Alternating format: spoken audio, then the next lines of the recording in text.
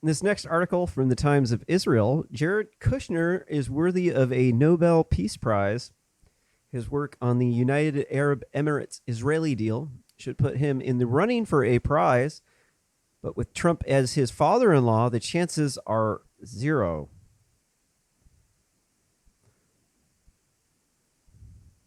The resounding scream of no from those who can't stand Jared Kushner's father-in-law might be loud enough to split the atmosphere or set off earthquake warning seismometers the world over, leaving predictably aside, an unbiased and honest assessment would determine that Kushner should at least be in the conversation. If we used Nobel Prize Committee's very own template, that an extraordinary effort to strengthen international diplomacy and cooperation between peoples are a qualifier for the prize, then Kushner would at least make the first cut. There's no denying that he's been at the epicenter of some truly critical international diplomacy, but does his being U.S. President Donald Trump's son-in-law stop such considerations dead in its track? It should not, most especially in the light of what he just did to pull off, or what he helped to pull off, namely the announcement that Israel and the UAE are going to normalize diplomatic relations. Democrat, Republican, liberal, or conservative, this is significant, and real steps forward in the Middle East peace process must be acknowledged as such. This is really, really shines a light on how bad this Trump derangement syndrome is. These people in the fake news media industrial complex, the FNIC, they have been self-radicalizing not only themselves. It's like they're doing the clickbait strategy where they have to put out so many free articles in order to get a subscriber. They have to have hit so many salacious points, or they're not going to be able to get any subscriptions. And then so the articles that they're writing, they're writing them to sell to a specific group of people. They're literally purchasing this stuff from Newsweek, and then they're causing a lot of problems around the world just from people's blatant bigotry against conservatives. It's really come down to bigotry because they're intolerant. This is the fundamental problem with banning free hate speech. Like in Europe, they banned hate speech. They think, oh, well, this is a quote from somebody on Twitter in a conversation they had with me. It's quote, oh, it doesn't matter if you ban hate speech because we have all of these other freedoms. They think hate speech is not freedom. But the problem with this is that the definition of hate speech is not really like a fixed thing. It's very subjective. It's not objective. So in order to prosecute for someone for this in a crime, you're having to bring a subjective thing into an objective courtroom. And people are going to then start to abuse it against their political enemies. So they're going to start broadening the definition of what hate speech is.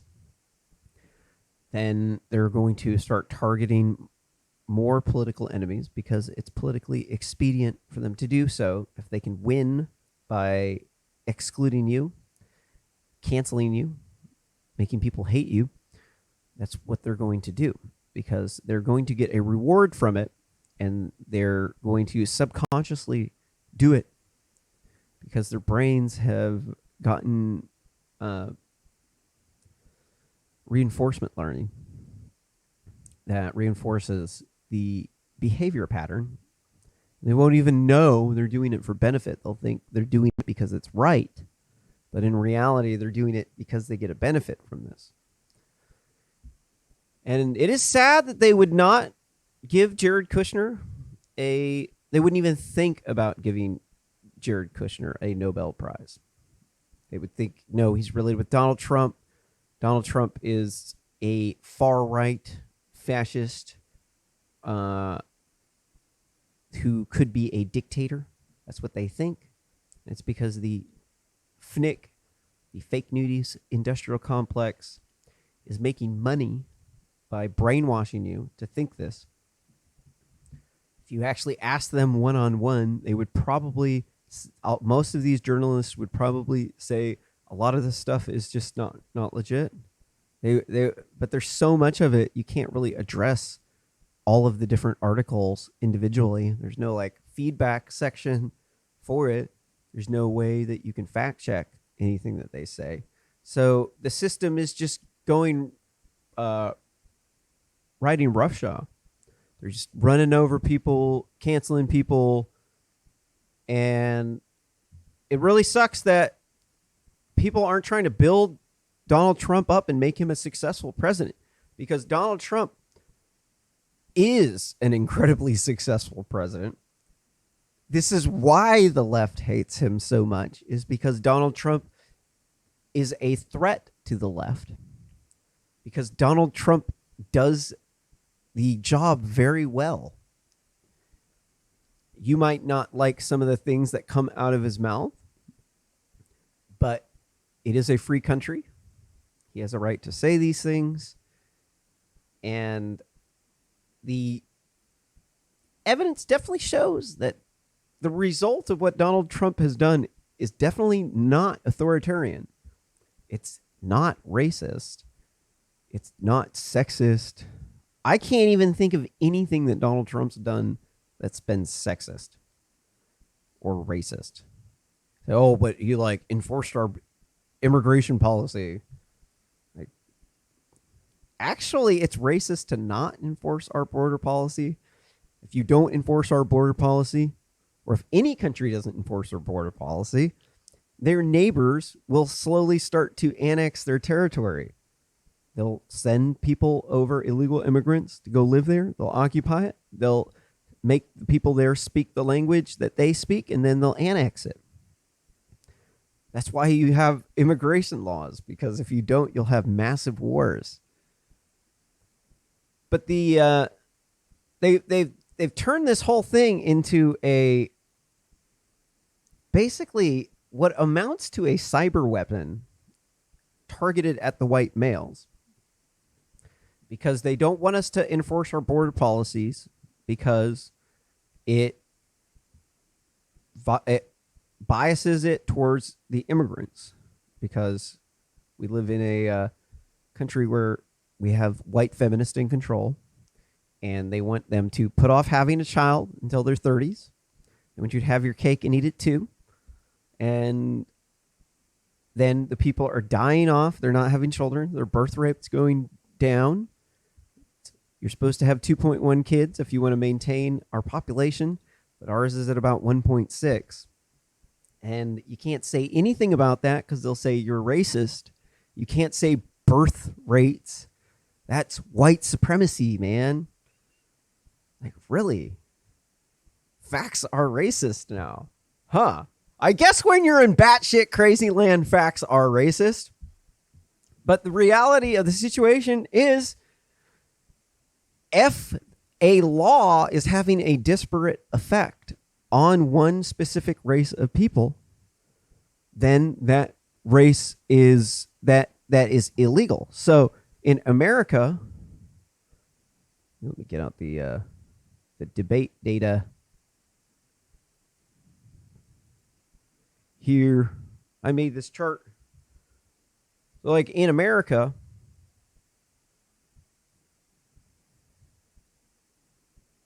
here's the birth rates. Chart shows it projected birth rates out to 2060. They're dipping down what looks to be about half a person or so. That's a lot. Birth rate dipping in like a half a person is a lot, dude. Remember, you got 2.1. You need to have 2.1 kids to maintain your population. So when you go from 1.6 down, and you take 0.5%. Hold on. You take 0.5 off of that, then you go down to only child. And so here's that chart from the, I show this chart a lot. It's from the U.S. Census Bureau. U.S. populations 1900 to 2016, population projections from 2017 to 2060 by immigration scenario. And you can see if we cut off immigration, our population is going to decrease. But if we have a low immigration scenario, population would be 376.2 million. High immigration scenario, 446.9 million people. The delta between that, 70 million people. Democrats want the high immigration scenario. Republicans want the low immigration scenario. Some of them want the no immigration scenario. Actually, a lot of Democrats also want the no immigration scenario too. But you can see, here's the chart of the languages that they're speaking, the immigrants coming in. They're Spanish speaking. Here's the percents of the immigrants coming in. You can see most of them are 25% are from Mexico. Another 25% from South America. Here's from people coming in from Asia, and then here is the Europeans. Here's the chart of the percent of U.S. families in California that were born of immigrants in 1990. The number, it was like 72%, 73.2%. Hold on. Is that the right number? Okay, so it's like about 40%, and then it goes, hold on, that's like 37%, and then it goes almost up to 50%. The numbers aren't on there. You can go to Migration Policy Institute at this, the links right here.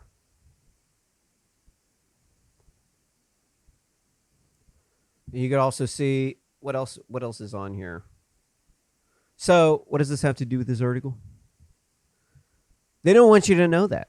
They don't want you to know that your birthright's dipping and you're being replaced with Latinos because the feminists are their white feminists are convincing women to put off having children till their 30s, and it kills off your genetic line. You go from having a birth rate of 1.6 down to only child, and that kills off your family line. It turns you into a beta. You are no longer an alpha at that point in time. You are now one of the genes marked for elimination in the United States. You can't exist because of sexism and because the white man is racist. So this means that you can't enforce your border policy, because if you did, then it wouldn't bias it towards immigrants. And so you have to understand, where is all this stuff coming from? Because all around the world, everybody enforces their immigration laws, except for in liberal countries. You have to look at, why are they doing that? It's because of all these anti-racist people shaming them. It's because of ivory tower liberals who are telling people whatever they want to hear to get them to like on the post, buy the product, watch the ad, and vote for them. And they won't acknowledge any of the good things that people do, like the peace deal that Jared Kushner brokered here. They just want to only focus on the negative things. And the reason for that is because of that, the other article that we covered. They want you to associate negative things with Donald Trump. They want you to associate negative things with Jared Kushner, everybody who's a part of the Trump family. They do focus groups. They find in these focus groups, what are the things that we can do to make people have a negative view of this person? What are the things that we can do to make them have a positive view of our candidate, or a positive view of the other candidate? And then they'll fight those things, make sure that people don't have a positive view. That's called hyper competition. So I think we should give Jared Kushner the Nobel Peace Prize for this. I think that would be a great thing to do. The liberals definitely have shown they're definitely not getting the Nobel Peace Prize this year. Nope. Cutting the lefties off. Should have been cutting the lefties off the entire time.